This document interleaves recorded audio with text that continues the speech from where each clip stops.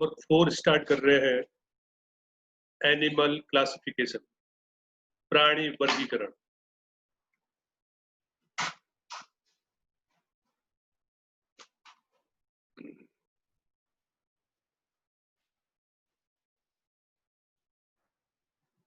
बच्चों, lesson number है 4, प्राणी वर्गीकरण। अगर आप अपने आसपास देखें तो आपको अनेक प्रकार के प्राणी पाए जाए, अनेक प्रकार के प्राणी दिखाई देते हैं। हमारे आसपास अनेक प्रकार के प्राणी पाए जाते हैं। लेसन फर्स्ट में हमने देखा था कि 17 से 18 लाख जातियां, स्पीसीज खोजी जा चुकी है। उन 17 से 18 लाख स्पीसीज में से बच्चों लगभग 10 लाख प्राणियों की जातियां हैं। जैसे होमोसेपियंस, मनुष्य, हम लोग एक जाति है। अब कितने मनुष्य हैं?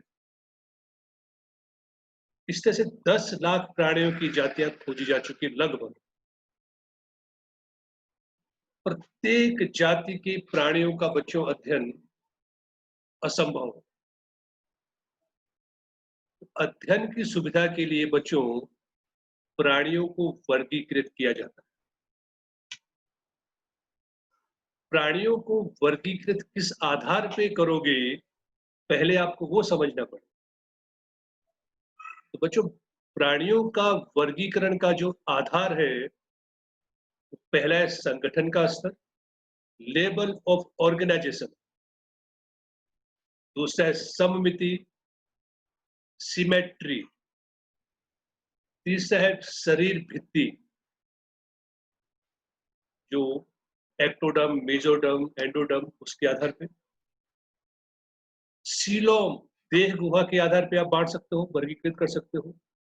शरीर खंडों में बटा हुआ है, यानी इसे खंडी भवन कहते हैं, उसके आधार पे बांट सकते हो। नोटोकॉर्ड के आधार पे बांट सकते हो। ठीक है, ये है बेसिस ऑफ एनिमल क्लासिफिकेशन।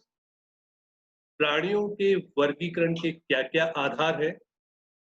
ये 6 आधार है। इनके आधार पे बच्चों हम प्राणियों का वर्गीकरण करेंगे। ठीक है, चलिए, मैंने आपको बता दिया कि प्राणियों का वर्गीकरण का आधार प्राणियों की संरचना और आकार में विभिन्नता होते हुए भी उनकी कोशिकीय व्यवस्था, शारीरिक सममिति, सीलोम की उपस्थिति, पाचन तंत्र, परिसंचरण तंत्र, जनन तंत्र की रचना में बच्चों आधारभूत समानताएं पाई जाती है। और इन समानताओं और असमानताओं के आधार पर आप क्या कर सकते हो, इनका वर्गीकरण कर सकते हो। पहला है बच्चों कोशिकीय स्तर। कोशिकीय स्तर पर प्राणियों को 2 भागों में बांटा जा सकता है। एक कोशीय प्राणी जैसे अमीबा है, पैरामीशियम है, और बहुकोशीय प्राणी। एक कोशीय प्राणियों को हम पहले पढ़ चुके हैं, प्रोटोजोआ में। ठीक है, तो यहाँ पे हम बात करेंगे बहुकोशीय प्राणी। बच्चों, होता क्या है कि कोशिकाएं संगठित होकर ऊतकों का निर्माण करती हैं। तो जिन प्राणियों में ऊतक पाए जाते हैं उन्हें ऊतक स्तर का संगठन कहते हैं, जैसे पैराजोआ। ठीक है, इसमें उच्च स्तर का संगठन जो प्लेटीहेल्मिन्थ के सदस्य और अन्य उच्च संघों में पाया जाता है। ठीक है, पैराजोआ में ऊतक स्तर का मिला आपको। इससे अगर आप आगे जाओगे बच्चों, तो ऊतक आपस में संगठित होकर अंगों का निर्माण करें और प्रत्येक अंग एक विशिष्ट कार्य करे, उसे अंग स्तर का संगठन। और उसके आधार पे आप क्या कर सकते हो, प्राणियों को वर्गीकृत कर सकते हो। जैसे एनालिड है, ऑर्थ्रोपोड है, मॉलस्क है और इकाइनोडर्म तथा रज्जुकी है। इसमें क्या होगा, इनमें बच्चों अंग मिलकर अंग तंत्र का निर्माण कर देते हैं। अर्थात एनालिड, ऑर्थ्रोपोड, मॉलस्क, इकाइनोडर्म और रज्जुकी, ये सब संघ है बच्चों जो आप पढ़ेंगे। ये क्या है? ये इनमें अंग तंत्र स्तर का आयोजन पाया जाता है। तो प्रोटोजोआ में कोशिकीय स्तर का आयोजन था, पैराजोआ में ऊतक स्तर का आयोजन था, प्लेटिहेल्मिन्स जिसे आप चपटे कृमि कहते हो उसमें अंग स्तर का आयोजन आया। उसके बाद ऑर्थोएनालिड, ऑर्थोपोड, मोलस, इकाइनोडर्म, कॉर्डेट्स, इन सब में बच्चों क्या होगा? अंग तंत्र स्तर का आयोजन पाया जाएगा। तो इस तरह से संगठन के स्तर के आधार पर आपने क्या कर दिया? इनको वर्गीकृत कर दिया।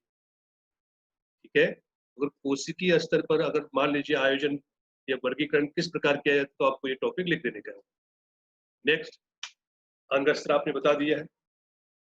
विभिन्न प्राणी समूह में अंग तंत्र विभिन्न प्रकार की जटिलताएं प्रदर्शित करते हैं बच्चों। उदाहरण के लिए पाचन तंत्र। पाचन तंत्र दो प्रकार का होता है, एक अपूर्ण पाचन मार्ग और दूसरा होता है संपूर्ण पाचन मार्ग।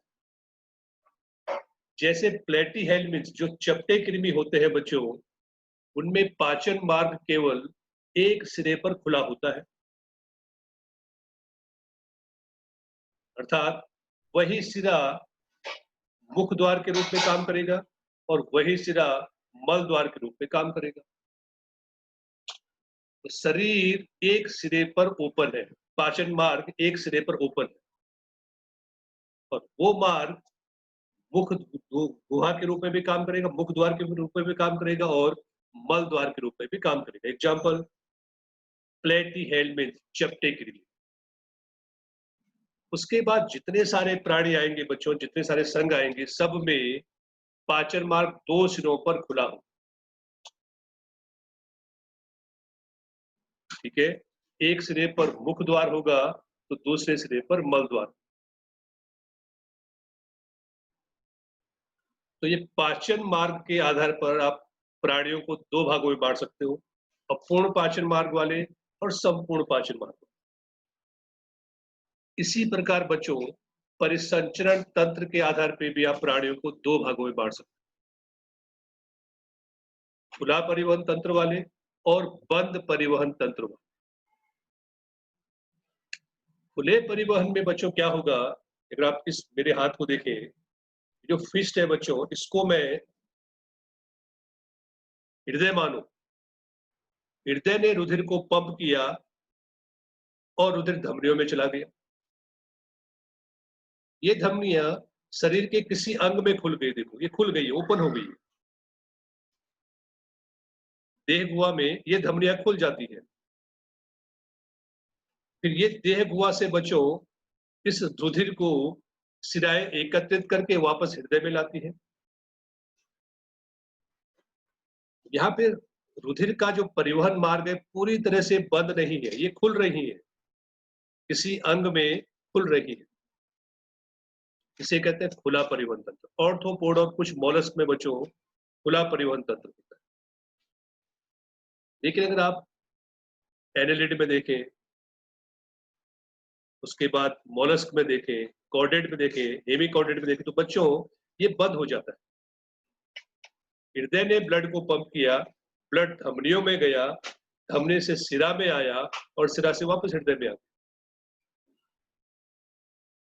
तो रुधिर का जो परिवहन मार्ग है वो पूरी तरह से बंद है। हृदय भी बंद है, धमनियां भी बंद है, सिराएं भी बंद है। ठीक है, हृदय ने रुधिर को पंप किया, रुधिर चला गया धमनियों में, धमनी से सिरा में और सिरा से वापस आ गया। जबकि खुले में क्या था? खुले में बच्चों ये दोनों जुड़ी हुई नहीं थी। हृदय ने ब्लड को पंप किया, ब्लड चला गया धमनी में, धमनी से किसी अंग में, उस अंग से वापस सिरा में और सिरा से हृदय। ठीक है, तो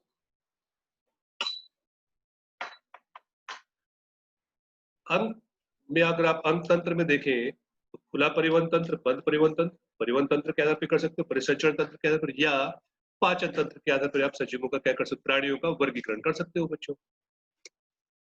सममिति,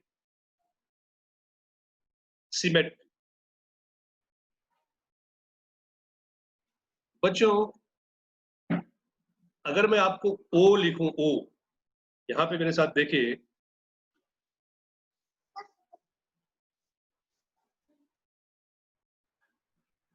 एक अक्षर लिखता हूं ओ, इसको आप बीचों बीच किसी भी दिशा से काटोगे, बीचों बीच एक काट आपने लगानी है तो दो भाग मिलेंगे। मैंने इस यहां से काटा, आपने बोला नहीं सर मुझे तो यहां से काटना है, तो भी दो भाग मिलेंगे। कोई तीसरा है बोला नहीं सर मुझे तो यहां से काटना है, तो भी दो भाग मिलेंगे। ठीक है। अगर शरीर को किसी भी अक्ष से बीचों बीच काटने पर दो समान भाग मिलते हैं इनकी तरह, तो इसे बच्चों अर्य सममिति कहते हैं।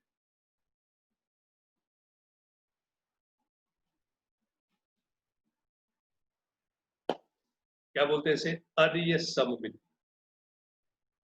शरीर को बीचों बीच किसी भी अक्ष से एक काट लगाने पर शरीर अगर दो समान भागों में बंट जाता है तो इस प्रकार की सममिति को अर्य सममिति कहते हैं। जैसे बच्चों ये दिखा रखा है डायग्राम, इसको किसी भी प्लेन से आप काटो, यहां से आपने काटा है, इस प्लेन से काटा है, तो दो समान, देखो ये प्लेन है, ये प्लेन ये है, यहां से आपने काटा दो समान भाग मिले, यहां से काटा दो समान भाग मिले। बच्चों इसको कहते हैं अर्य सममिति। अब मैं लिखता हूं ए, क्या ए को यहां से काटने पर दो समान भाग मिलेंगे? नहीं मिलेंगे। ए को अगर मैं बीचों बीच काटूं लेकिन लंब अक्ष पे, जैसे मनुष्य को बीचों बीच लंब अक्ष पे काटे तो दो समान भाग मिलेंगे, ऐसे बीचों बीच काटे तो दो समान भाग नहीं मिलेंगे। तो किसी प्राणी को उसके लंब अक्ष पे बीचों बीच एक काट लगाने पर दो समान भाग मिले तो बच्चों उसे द्विपार्श्व सममिति कहते हैं।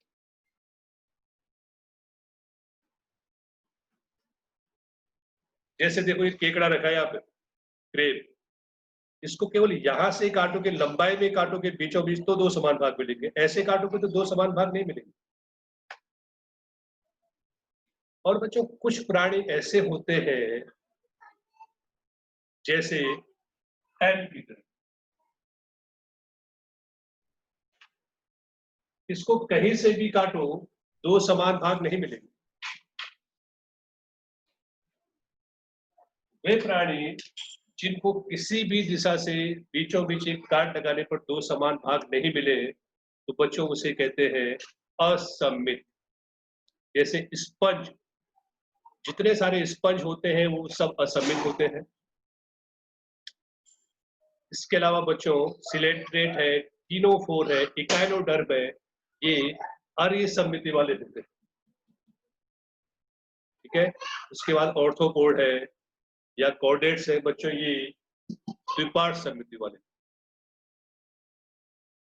ठीक है। ये हो गया सममिति के आधार पर वर्गीकरण, असममित, अर्य सममिति और द्विपार्श्व सममिति। अब बच्चों द्विकोरिक और त्रिकोरिक सममिति। गर्भावस्था के समय बच्चों प्राणियों में दो प्रकार की रचनाएं पाई जाती। कुछ प्राणी ऐसे होते हैं जिनमें गर्भ के बाहर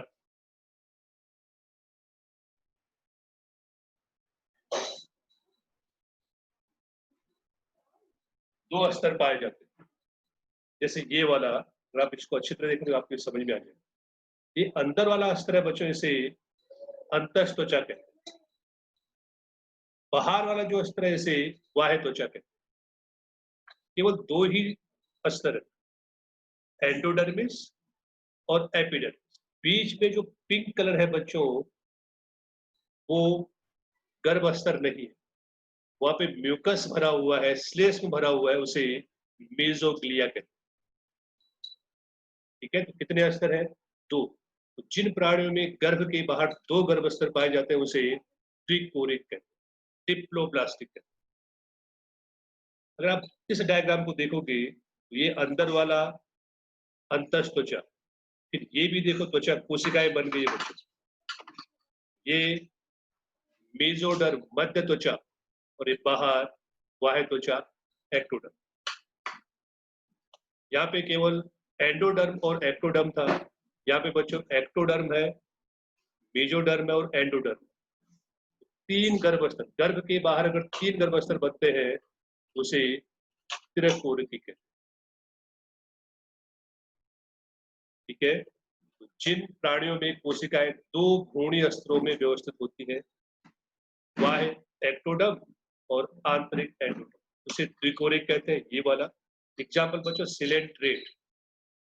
और वे प्राणी जिनके विकसित भ्रूण में तीन गर्भस्तर पाए जाते हैं, कोशिकाएं तीन भ्रूणीय स्तरों में व्यवस्थित होती है, उसे त्रिकोरिकी कहते हैं।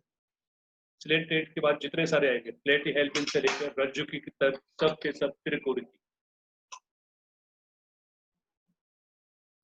प्रगुहा सीलो। अब जो त्रिकोरिकीय प्राणी होते हैं बच्चों, ये त्रिकोरिकी, इसमें जो मध्य गर्भस्तर है उसको आप देखना ढंग से। अगर मध्य गर्भस्तर बीचों बीच टूट जाता है, अर्थात उसका कुछ भाग अंतः त्वचा के साथ और कुछ भाग बाह्य त्वचा के साथ जुड़े और बाकी बीच की जगह खाली हो जाए, जैसे ये है, ये क्या है, ये मध्य गर्भस्तर था, मेसोडर्म, ये भी मेसोडर्म, बीच की जगह खाली हो गई क्योंकि यहाँ की कोशिकाएं टूट गई। तो जो मेसोडर्म है, अगर उसकी कोशिकाएं बच्चों पूरी तरह से टूट जाए और बीच में एक गुहा बन जाए तो उस गुहा को परगुहा अथवा सीलोम कहते हैं।